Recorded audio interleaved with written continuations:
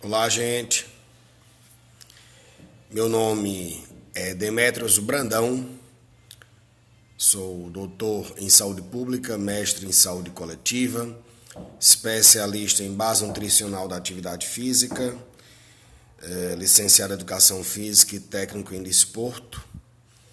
E estamos começando nossa live sobre cinesiologia, conforme prometido a todos. E hoje nós vamos conversar um pouquinho sobre alguns conceitos básicos. Conversamos no vídeo anterior sobre planos e eixos. E nesse vídeo nós iremos conversar sobre um pouco de alavancas e conversar um pouco sobre cadeia aberta e fechada. Beleza, então? Então vamos lá. Conceitos de biomecânica. Então imagine seus ossos como barras fixas, seus músculos, respectivamente origem e inserção muscular, como uma área de força ou de aplicação de força. E imagine as suas articulações como eixo. Então a alavanca ela vai se mover a partir de um eixo, né, permitindo com que ocorra a sua ação. Para isso, ela vai precisar de uma aplicação de força. Essa aplicação de força,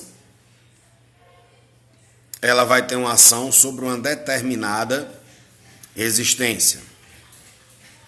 Então, a partir desse conceito de alavancas, nós já podemos determinar os tipos de alavancas existentes em nosso corpo humano. A literatura, Rashbook, Kendall, entre outros, classificam as alavancas do nosso corpo humano em alavancas interfixa, interpotente e interresistente. E eu sei da grande dificuldade que os colegas têm em identificar esses diferentes tipos de alavanca. E essa dificuldade, ela se dá em virtude de uma linha de raciocínio, podemos dizer, um pouco mais prática. Então, vou dar o aspecto conceitual. Em cima desse aspecto conceitual, eu vou estar tentando demonstrar algumas situações em que elas ocorrem, beleza? Então, as alavancas interfixa, ela tem o seu ponto de apoio localizado entre a força e a resistência. Isso é, de um lado você vai ter a força, imaginemos que de um lado, né, pegando esse objeto aqui, um lado você tem a força, o outro lado você tem resistência e no meio você tem o eixo. Então, o que está no meio é o eixo. Então, ela é a alavanca interfixa. As alavancas interresistentes, elas vão ter em uma extremidade a força, em outra extremidade o eixo, e a resistência se encontra no centro. Por isso, ela é denominada de alavanca interresistente. As alavancas interpotentes, elas irão ter de um lado a resistência, do outro lado o ponto de apoio, eixo ou fulcro, e no meio vai estar a aplicação de força. Tranquilo até agora com esses conceitos de alavanca fixa, interpotente e interresistente?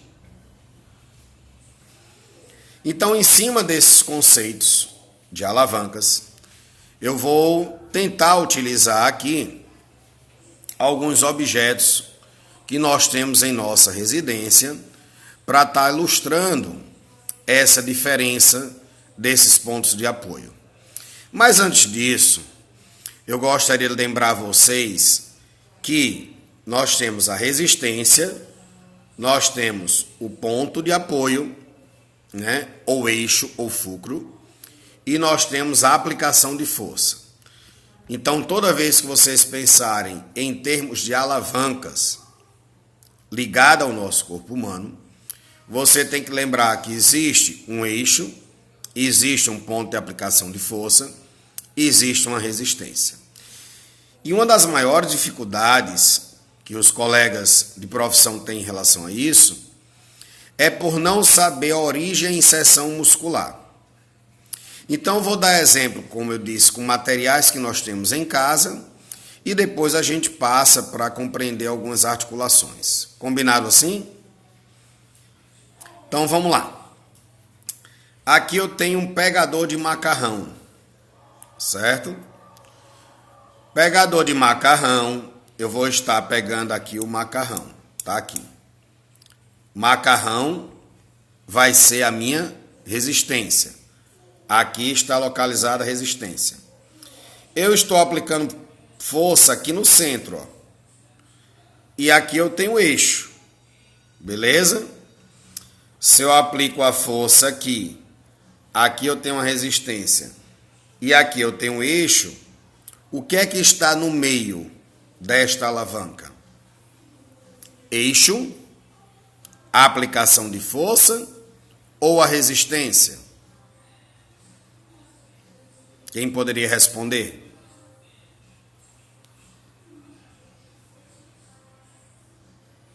A aplicação de força. Está aqui, ó. Se o que está no meio é a aplicação da força, essa alavanca ela é interpotente. Tranquilo até agora? Eu estou aqui, poderia ser um espremedor de limão, né? No caso aqui é um espremedor de alho. Tá certo? Então, eu tenho aqui um espremedor de alho. Aqui está o eixo. Estão vendo o eixo onde é que se encontra. Aqui dentro eu vou colocar a resistência. O eixo está aqui onde está meu dedo. Aqui eu vou ter a resistência. E para poder triturar, eu vou aplicar a força aqui na extremidade. Força em uma extremidade. Eixo na outra extremidade e a resistência se encontra no meio. Dentro daquele conceito que nós falamos, que alavanca seria essa? De que tipo? Interpotente, interfixa ou interresistente?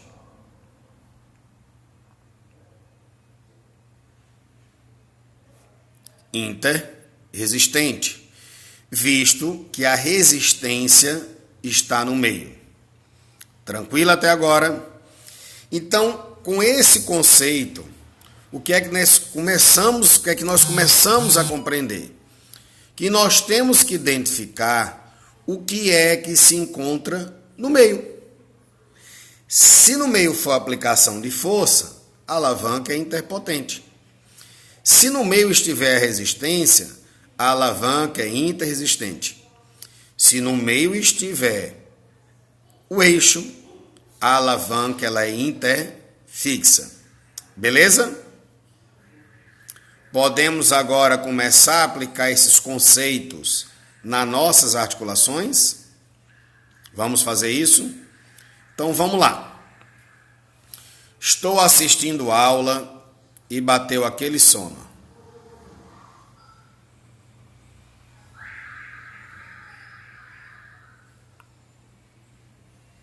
Como se diz aqui no Ceará, o indivíduo está pescando. Nesse pescando, ele está fazendo uma flexão da cabeça-pescoço, que a gente viu na live anterior, que é do plano sagital, as flexões. Nessa flexão, nós vamos ter atlas axis, né? Que serão os eixos, tá? E nós vamos ter aplicação de força. Um dos músculos que vai aplicar força é o elevador da escápula. A gente também tem longuíssimo da cabeça-pescoço e etc. Mas vamos pegar esse exemplo. A resistência está sendo a minha cabeça. Está sendo o peso. O eixo está sendo fixo. E logo, onde se encontra axis e atlas, isso é, acima do eixo, eu vou ter uma aplicação de força. Então, essa alavanca, ela vai ser uma alavanca interfixa, visto que o eixo se encontra no meio. Vamos pegar um outro exemplo. Vamos pegar o ombro.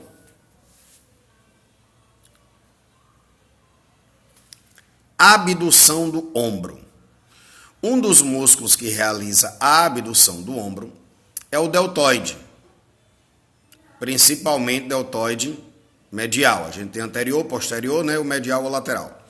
Então, esse deltoide, ele vai ter a sua inserção na tuberosidade deltoideia. Tá aqui a tuberosidade deltoideia, certo? Ficar de lado. Tá aqui a tuberosidade deltoideia. Aqui se encontra o eixo.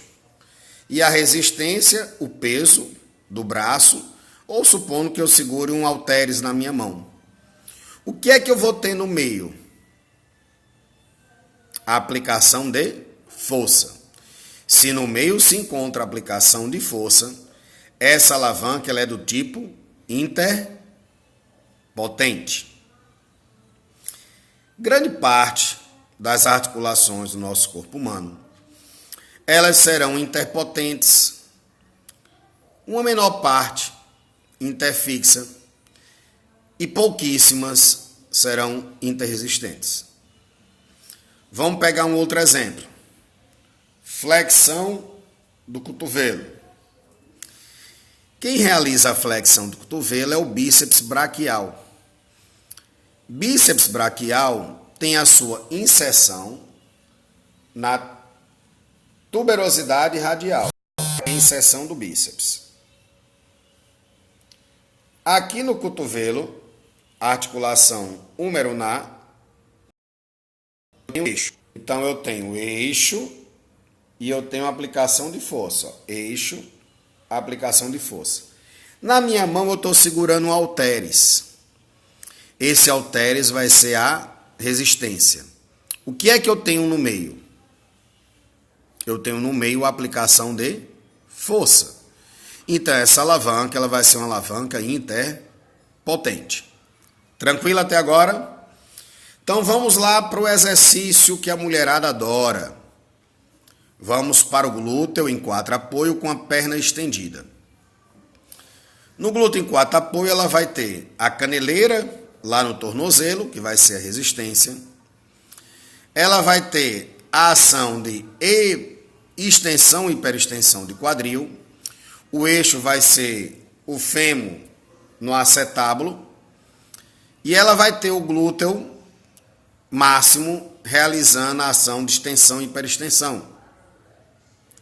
Então, vou supor que aqui está a articulação, né? Então, eu tenho aqui a perna, aqui eu tenho a caneleira, aqui se encontra meu eixo, e eu vou ter logo após, eu vou ter aqui, ó, o glúteo máximo, a aplicação de força.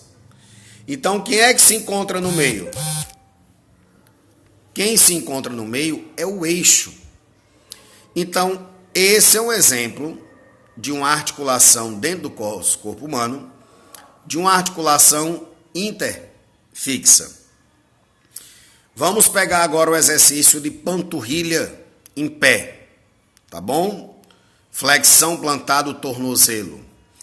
Na flexão plantar do tornozelo, o peso do corpo vai ser a resistência. Nós vamos ter a articulação talocrural, que é a articulação do tornozelo, como eixo. A força, ela vai ser aplicada pela musculatura gastrocnêmios. Então, nós vamos ter a resistência no meio, a aplicação de força pelos metatarsofalangianos, né? E vamos ter o eixo, que vai ser a articulação do tornozelo, na outra lateral. Então, o que eu tenho no meio é a resistência. Então, essa articulação ela é chamada de interresistente.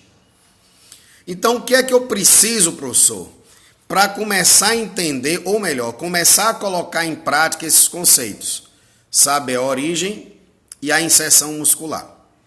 Se você souber a origem e inserção muscular, você irá conseguir identificar as articulações e classificá-las como interfixa, interpotente e interresistente.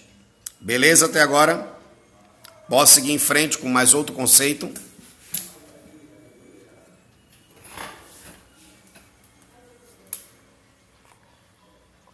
Então vamos lá. Uma vez que você compreendeu o que é interfixa, interpotente e interresistente, vamos conversar sobre vantagem ou desvantagem mecânica. Pedro Vitor está perguntando aqui se teria como ver o vídeo do começo ao fim. Tem, Pedro, eu vou estar colocando no YouTube, tá? Esse vídeo ele vai para o YouTube, né? E ele fica 24 horas salvo aqui no Instagram, beleza? Depois assina o meu canal, Professor Demetrios Brandão, tá? Lá você vai ter essas lives e outros vídeos, né, que a gente sempre está postando por lá. Grande abraço e obrigado pela sua presença. Então, dentro desse conceito que nós estamos falando das articulações, ora eu vou ter o braço de força. O braço de força vai do local da aplicação de força até o eixo. E o braço de resistência. O braço de resistência vai da resistência até o eixo. Vamos pegar a abdução do ombro. A aplicação de força, tuberose deltoideia, até o eixo. Esse é o tamanho do meu braço de força. E a resistência lá na ponta da mão vai vir até o eixo. Então, o braço de resistência se encontra maior do que o braço de força. Então, tem um braço de força e tem um braço de potência. Uma articulação ela pode entrar em desvantagem mecânica. Isso é, a força pode ser sacrificada em relação à velocidade. E isso está relacionado ao braço de força e braço de potência. Por isso que é importante eu identificar o braço de força e braço de potência. Tá? Algumas alavancas elas vão ter um braço de força maior e por isso conseguem uma aplicação de força com a redução da velocidade. E outras alavancas vão ter um braço de resistência maior. Com isso, a aplicação de força é menor, em compensação, ela consegue uma maior velocidade. Um outro conceito importante que a gente precisa estabelecer é o conceito de cadeias de movimento. Os autores classificam a cadeia de movimento como cadeia aberta e cadeia fechada. Essas cadeias de movimento, elas estão sempre relacionadas com as nossas extremidades. A extremidade superior do nosso corpo são as mãos. A extremidade inferior do nosso corpo são os pés. Toda vez que a mão ou pé estiver ambos os lados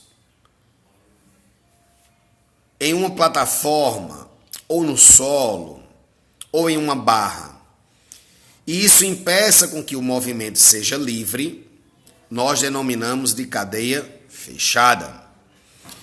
Quando o mesmo ocorre em que esse movimento tem maior liberdade, nós denominamos de cadeia aberta. Então vamos entender isso de uma forma prática. Se eu pegar o exercício supino reto e no supino reto eu colocar uma barra, segurei as duas extremidades do supino reto e vou fazer o exercício de supino. Eu consigo no supino reto com barra movimentar apenas um braço? Sim ou não?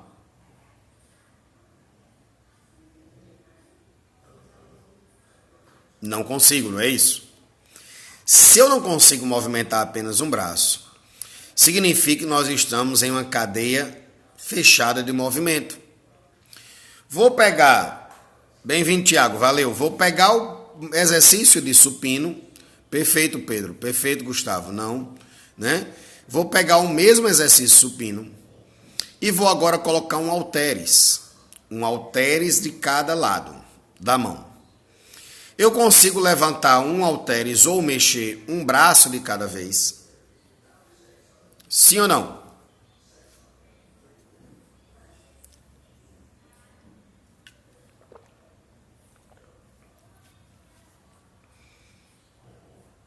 Consigo, não é isso? Se eu consigo movimentar um braço de cada vez, significa que essa cadeia é uma cadeia aberta de movimento. Beleza? Vamos pegar um outro exercício.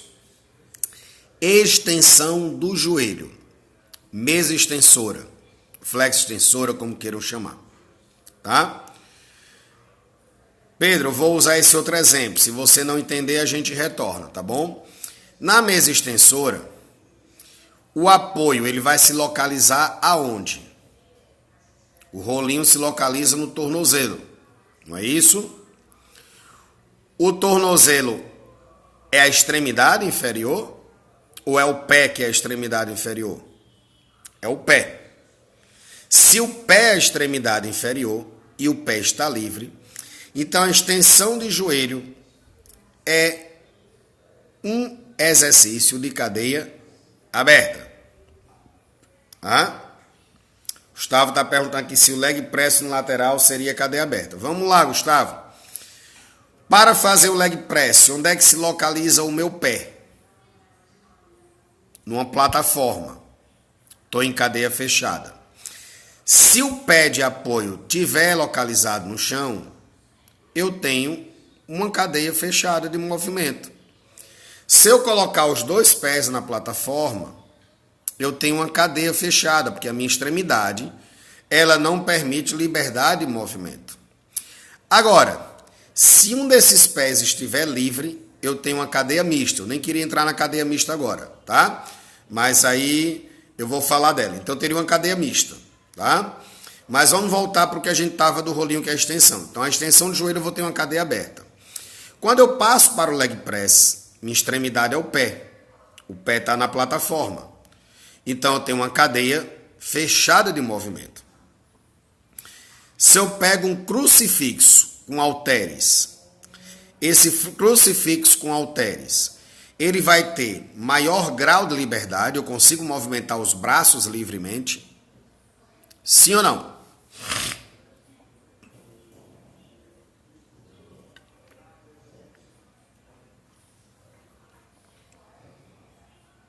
Consigo, não é isso? Posso movimentar livremente.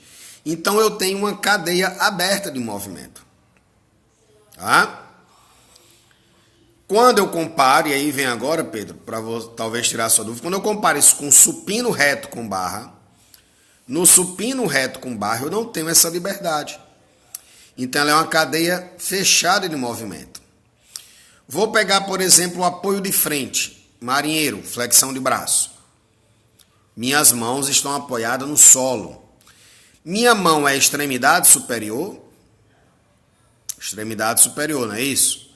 Então, se as mãos estão apoiadas no solo e eu estou fazendo esse apoio de frente, eu estou em uma cadeia fechada de movimento.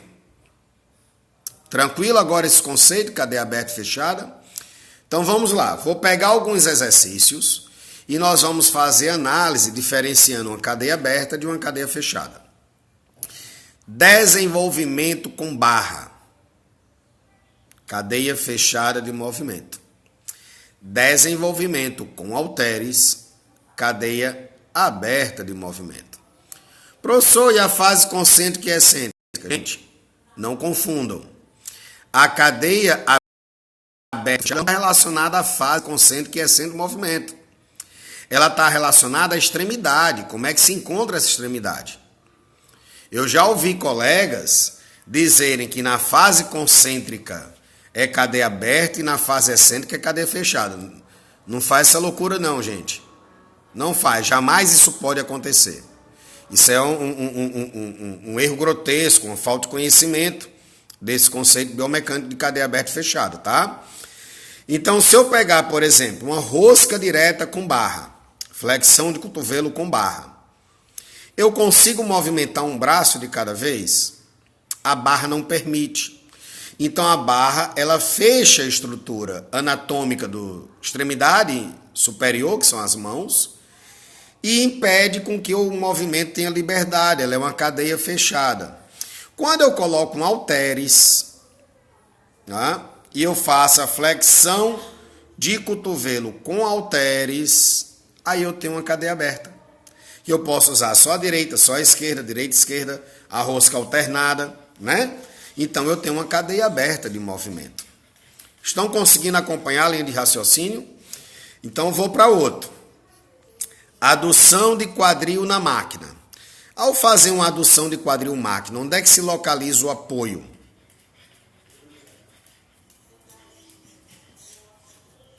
No joelho, não é? O apoio não está lá no pé, não. O pé você apoia na máquina, mas o apoio da máquina é no joelho. Se o apoio da máquina é no joelho, significa que teus pés estão livres. Se teus pés estão livres, é uma cadeia aberta de movimento.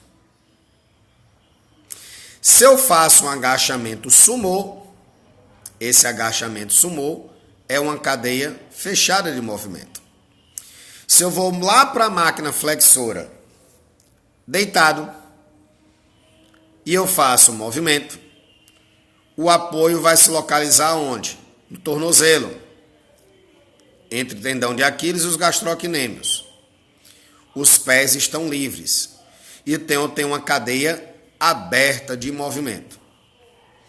Se a flexora for sentada, cadeia aberta de movimento. Pedro está perguntando sobre o agachamento livre. Vamos lá, Pedro. No agachamento livre, os pés são a extremidade inferior do exercício.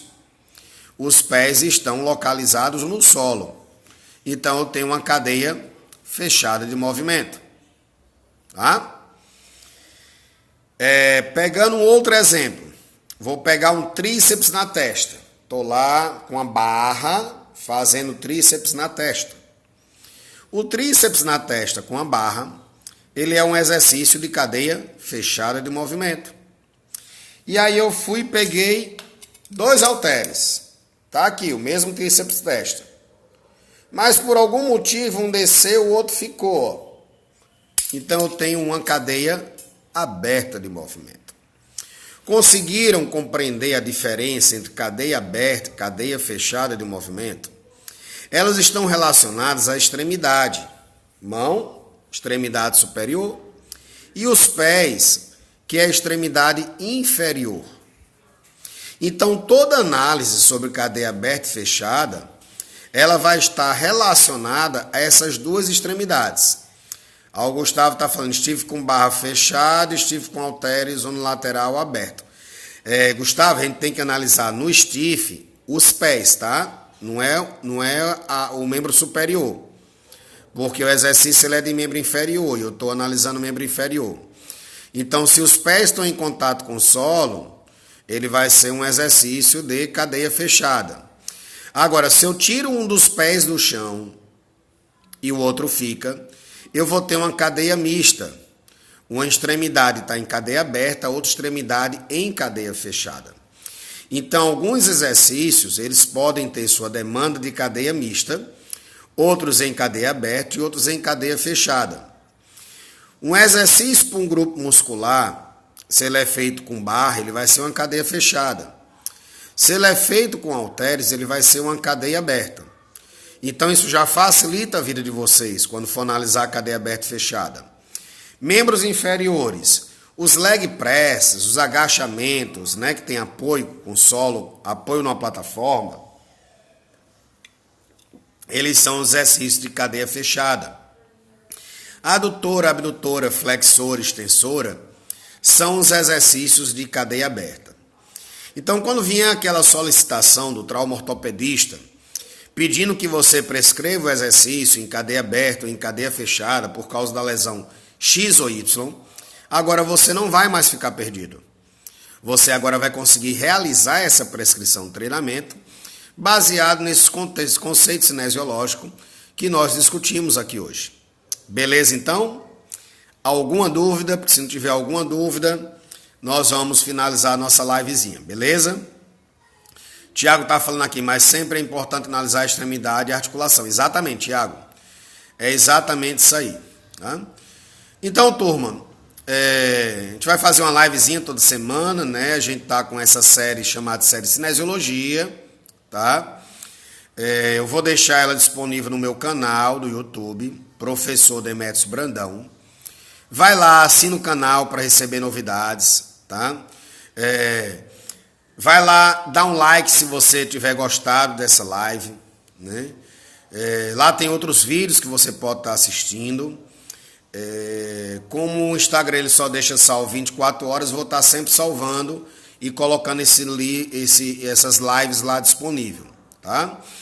Então vai lá, convida os colegas para assistir. Se você gostou, vai lá, dá um like, compartilha com os amigos, tá bom? Grande abraço para todos. Galera pedindo aqui para eu voltar para a Unifametro, né? Hoje eu tenho outros compromissos, gente, quando eu saí de lá, né, eu já fui assumindo outros compromissos, né? Um deles é com a Unijá. Então quem quiser ter aula comigo pode comparecer lá para me dar um abraço, para assistir uma aula, ou até se matricular como aluno, tá bom?